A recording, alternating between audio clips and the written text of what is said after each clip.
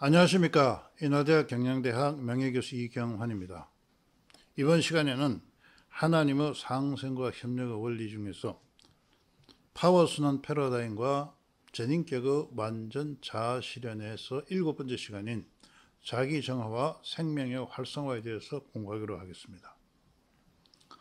우리는 지금까지 생명력은 선천적인 것으로서 인간에게 개인적 자아 정체성을 만들어내고 또한 사회적 자아와 조화롭게 함으로써 인간을 완전 자아 실현으로 나아가게 하는 원천이라고 설명드렸습니다. 그러나 이러한 생명력은 무조건적 긍정적 존중을 받거나 자신이 접촉하는 자유로울 때 이와 같은 기능을 발현한다고 설명드렸습니다. 그러나 우리가 사는 세상은 바로 조건적 긍정적 존중의 사회입니다. 이런 조건적 긍정적 존중의 사회는 바로 생명의 활성화를 저해하는 것입니다. 자, 그렇다면 조건적 긍정적 존중의 사회란 무엇인가에 대해서 살펴보기로 하겠습니다. 조건적 긍정적 존중의 사회란 사회가 부여한 조건을 성취한 사람이 사회로부터 긍정적 존중을 받는 것을 뜻합니다. 예를 보면 우리는 사회가 제시한 여러 가지 규칙이나 규범이나 이것을 지키지 않는 사람은 사회로부터 존중을 받을 수가 없습니다. 우리가 학생이 학교에 갔을 때 선생님의 말씀을 잘 듣고 교칙을 준수하지 않으면 학교나 선생님으로부터 존중을 받을 수가 없습니다. 이와 같이 사회는 바로 그 구성원들에게 조건적, 긍정적 존중을 하는 그런 사회입니다. 사회가 구성원들이 부여한 이러한 조건적, 긍정적 조건은 바로 이들을 자신과 접촉하는 것으로부터 자유롭지 않게 하거나 파워의 비합리적 조건에 지배되게 하여 이들의 생명력이 비활성화된다는 것입니다. 또한 사람은 사회가 부여하는 이러한 조건적, 긍정적 존중을 피할 수 없게 되므로 사람은 성장하는 과정에서 필연적으로 사회생활을 통해서 파워의 비합리적 조건에 지배되고 또한 이 경우 개인의 생명은 비활성화된다 하는 것입니다. 자, 그렇다면 이러한 조건적, 긍정적 존재가 발생하는 바로 파워의 비합리적 조건이 무엇인가 하는 것입니다. 표 1의 4를 보시게 되면 파워의 비합리적 조건은 사람의 생각과 행동이 합리적이 되지 않고 감정이나 군중 심리 등의 파행에 의존하게 된다는 것입니다. 또 두 번째 보면은 사람의 표출된 욕구와 내재된 욕구가 다르게 된다 하는 것입니다. 표출된 욕구와 내재된 욕구가 다르다 하면은 사람들의 일관성이 결여되고 때로는 정직하지 못하고 거짓을 행할 때도 있다 하는 것입니다. 세 번째, 사람들의 욕구가 다르면서 이들의 크기가 대등하다 하는 것입니다. 사람들의 욕구가 다르면서 그 욕구의 크기가 대등하면은 사람들 간의 갈등과 분쟁이 일어나고 긍정적인 마인드가 사라진다 하는 것입니다. 네 번째, 주체적으로 추진하고 있는 힘이 역기능에 의해서 무효화된 경우다 하는 것입니다. 어떤 사람이 스스로 뭔가를 도모하고자 할 때 다른 힘이 와서 그것을 저해한다면은 이와 같은 경우는 바로 그 사람의 생명력을 발현을 저해한다 하는 것입니다. 우리는 이와 같은 네 가지 조건이 바로 우리가 파워의 비합리적 조건이라 하는 것입니다. 좀 전에 설명드린 것처럼 인간이 바로 조건적 긍정적 존중의 사회가 지속될수록 인간은 바로 이러한 네 가지 파워의 비합리적 조건에 지배된다 하는 것입니다.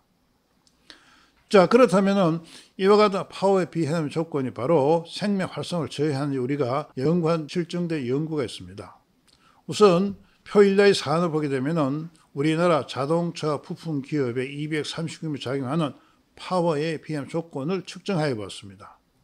1군에 속한 56명은 바로 파워의 비합리적 조건 1에서 4번의 조건 모두가 지배되는 사람입니다.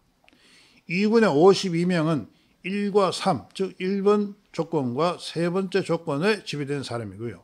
3군에서 59명은 바로 네 번째 조건에 지배되는 사람이고 4군에 속한 72명은 바로 1에서 2, 3, 4 파워의 비합리적 어느 하나도 지배되지 않는다 하는 것입니다. 이 사람들은 바로 파워의 비합리적 조건보다 자유로운 사람들입니다. 자, 이와 같은 경우 1군, 2군, 3군, 4군에 속한 사람들의 바로 생명력이 어떻게 활성화되고 있나 그 순을 살펴보기 위해서 그림 1-14를 살펴보겠습니다.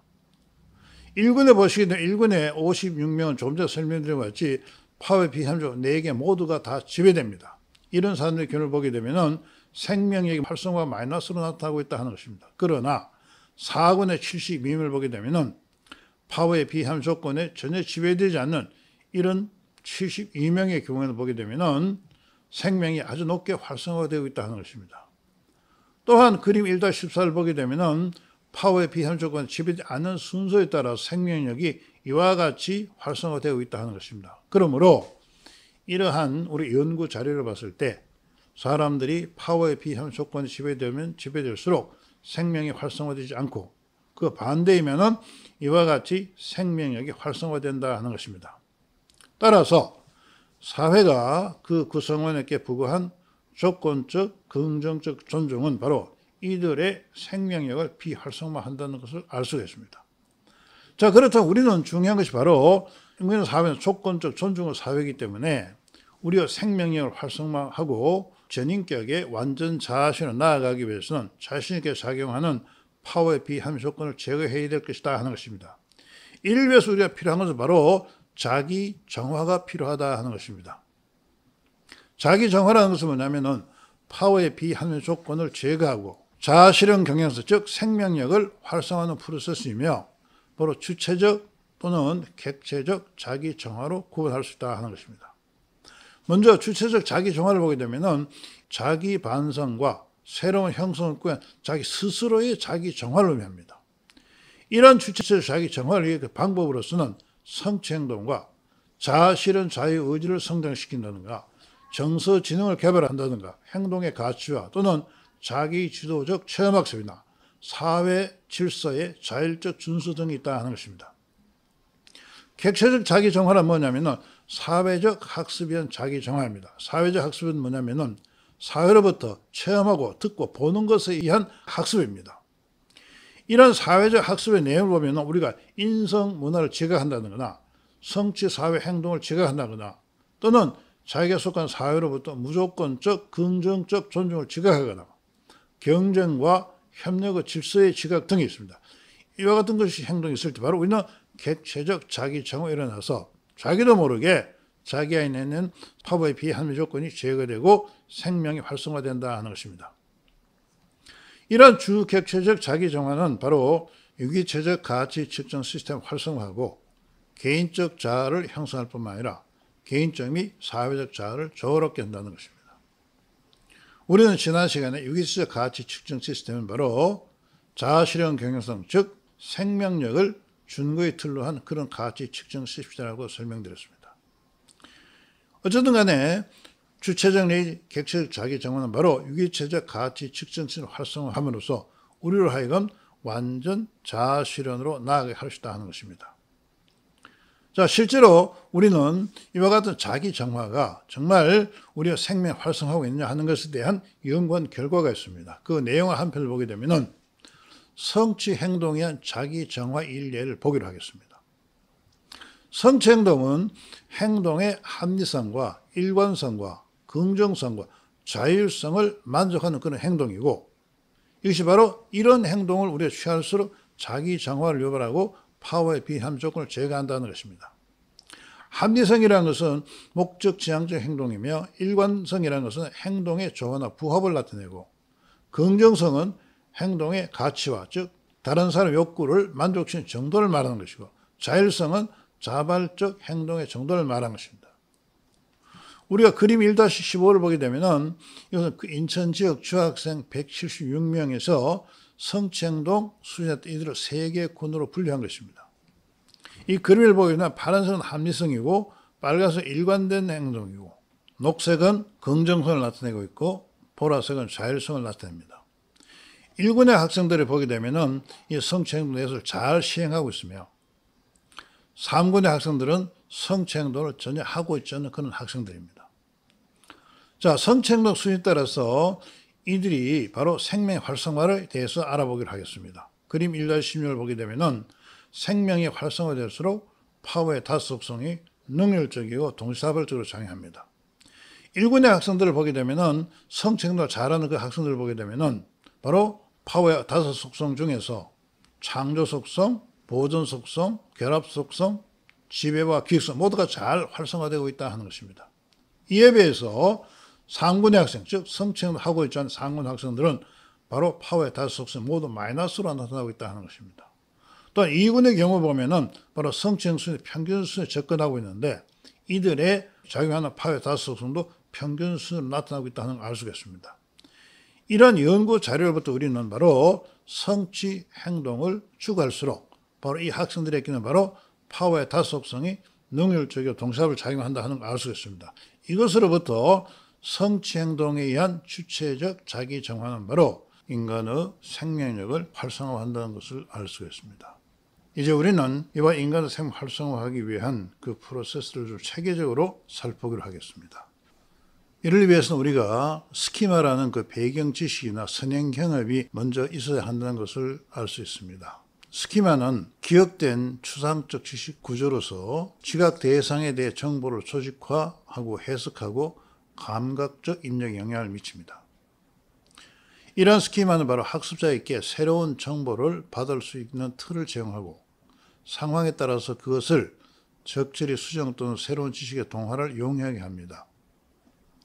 따라서 우리가 주객체적 자기 정화를 통해 생명력 활성화를 촉진하기 위해서는 인성 영양 시스템 학습이 필요하다 하는 것입니다. 왜냐하면 이러한 학습으로 형성된 그 스키마는 인성 영양 시스템을 자극하고 이것의 활성화 조건을 창출하기 때문에 그렇다 하는 것입니다. 저 인성 영양 시스템은 그 학습의 그 내용을 보게 되면은 인성 영양 시스템의 구조와 역할이라든가 창의성이라든가 근원적 인성 오영양이라든가 또는 파워의 다수 속성 의미와 가치 등을 학습하게 됩니다. 이런 학습을 통해서 형성된 인성 영양 시스템의 그 스키마는 인간의 내면 인성 영양 시스템을 자극하고 인성 영양 활성화를 위한 동기를 만들어낸다 하는 것입니다. 같은 이유로서 우리는 자기 정화에 대한 학습이 먼저 필요하다 하는 것입니다. 자기 정화는 주객체적 자기 정화가 있다 하는 것입니다. 이런 주객체적 자기 정화를 통해서 생명력을 활성화해서 인성 영양 시스템 활성화 조건을 만들어낸다는 것이죠. 또한 세부적으로 인성 영양 다성형 학습을 합니다. 이 인성 영양 다성형 학습은 바로 인성 영양 스키마를 형성하고 해당 인성 영양의 활성화와 동기를 만들어냅니다. 이러한 프로세스를 통한 우리가 자기 정화와 인성 시스템 활성화 내용을 보게 되면은 그림 1과 17과 같습니다. 그림 1과 17 보게 되면 먼저 인성 영양 시스템 학습을 통해서 인성 영양 시스템의 스키마가 형성되고 이렇게 형성된 스키마는 바로 인성 영양 활성화를 위한 자극을 만들어낸다 하는 것이죠. 또 자기 정화 학습을 통해서 우리가 주객체적 자기 정화를 하게 되면은 인성 영양 시스템을 활성화시킵니다. 또한 우리는 인성 오영양 어떤 걸 활성화시킬 것이 하는 것은 바로 해당 인성 영양을 학습하게 됩니다. 이 경우 바로 해당 인성 영양 스키마가 형성되고 이 형성된 스키마와 그 다음에 인성 영양 활성화 조건들이 결합해서 우리가 원하는 인성 영양을 활성화합니다. 이런 활성화된 인성 영양은 우리가 지난번에 공부한 바와 같이 개인의 인적 영향을 형성하고 바로 이 형성 인적 영향은 개인으로 하여금 완전 자아실로 나아가게 한다는 것입니다. 자, 그렇다면 이와 같은 인성 영양 시스템 활성화를 위한 자기 주도적 학습의 구체적 내용을 한번 살펴보도록 하겠습니다. 1회 35절에 보면은 생명력의 활성화 자기 주도적 학습 1예가 나와 있습니다. 먼저 자기 주도 학습의 구체적 내용을 보게 되면은 자기 주도 학습은 스스로 학습 요구를 진단하고 스스로 학습 목표를 설정하고 학습 전략을 수립하고 학습 실행 후에 학습 결과를 스스로 평가한다는 것입니다. 이런 자기 주도적 학습은 스스로의 관심과 동기를 갖고 관리하는 의미에서 개인적이고 남이 가르칠 줄보다 그 행동의 변화가 아주 빠르다 하는 것입니다. 이러한 그 자기주도 학습의 일례를 우리가 PSAD 생명력 개발 학습 절차 일례를 통해 알아보기로 하겠습니다. 첫째, 자기주도 학습은 스스로 학습 요구를 진단합니다. 따라서 PSAD 생명력 개발 학습은 바로 자기 정화 역량의 진단을 통해서 성취행동 4요소에 대한 학습 요구를 파악합니다. 우리가 좀 전에 공부한 바와 같이 성취행동 4요소는 바로 행동의 합리성, 행동의 일관성, 행동의 긍정성 및 행동의 자율성에 대한 것입니다. 이런 네 가지 선택 4요소에 대해서 우리 진단을 하고 이 진단 결과를 통해서 미흡한 것에 대한 학습 목표를 설정합니다. 학습 목표 설정은 바로 뭐냐면 성취형 네 요소 중에 정체성이 형성되지 않는 것을 개발하기 위해서 학습 목표를 설정합니다. 셋째, 학습 전략을 수립해서 보게 되면 성취형 4요소 모두 정체성이 미흡할 경우에 행동의 긍정성을 기반으로 행동의 일관성과 합리성, 자율성 순으로 학습한다는 것이죠. 그렇지 않은 경우에 우리는 행동의 긍정성을 바탕으로 행동의 자율성과 일관성과 합리성 순으로 학습할 때 바로 성취형 4요소가 아주 효과적으로 학습된다 하는 것입니다. 이러한 자기주도 학습의 성과를 보게 되면 그림 1-8에 나타나 있습니다. 그림 1-8에 바로 자기주도 학습의 인성의 학습 효과입니다. 학습 효과를 보게 되면 처음 3 내지 4개월 동안은 학습 효과가 10 내지 20% 나타나고 그 다음 3, 4개월은 바로 학습 효과의 정체기가 옵니다. 이 정체기에서는 학습 성과가 5% 미만으로 나타난다는 것입니다. 그러나 이 기간을 우리가 잘 극복하고 나아가게 되면 다음 3, 4기, 즉 성장기가 된 다시 10에서 20%의 학습 효과가 나타난다 하는 것입니다. 이러한 학습 효과는 지속적으로 반복됨으로써 우리가 학습을 지속적으로 할 때 바로 개인은 성취형 네 요소인 정체성이 형성되고 이런 정체성이 지속적으로 바로 개인으로 하여금 자기 정화를 유발한다 하는 것입니다. 따라서 우리가 PSAD 생명개발 학습의 효과는 바로 그 학습으로 인해서 네 가지 성취형 요소에 대한 정체성이 형성되었나 그것을 가지고 평가를 한다 하는 것입니다. 왜냐하면 우리가 알고 있다시피 학습은 바로 행동의 그 영구적인 변화이고 학습 내용에 대한 정체성으로 이루어진다는 것입니다. PSAD는 학습 내용 학습자의 정체성 진단으로 학습 성과를 평가한다 하는 것입니다. 이번 시간에 우리가 공부한 것은 바로 생명력의 활성화를 위해 가지고 바로 효과적인 학습 방법에 대한 것을 공부했습니다. 우리가 이 내용을 우리가 잘 학습하고 또 이 학습에 대한 내용의 스키마가 형성될 때 우리는 효과적으로 자기의 생명을 활성화시키고 이를 통해서 우리는 인적 역량을 개발하고 완전 자아 실현으로 효과적으로 나아갈 수 있다 하는 것입니다. 이번 강의에 참여 여러분께 감사를 드립니다. 다음 강의는 인성 5역량 시스템과 우리 지능 개발에 대해서 여러분과 함께 공부할 시간을 갖게 되겠습니다. 감사합니다. 강의를 마치겠습니다.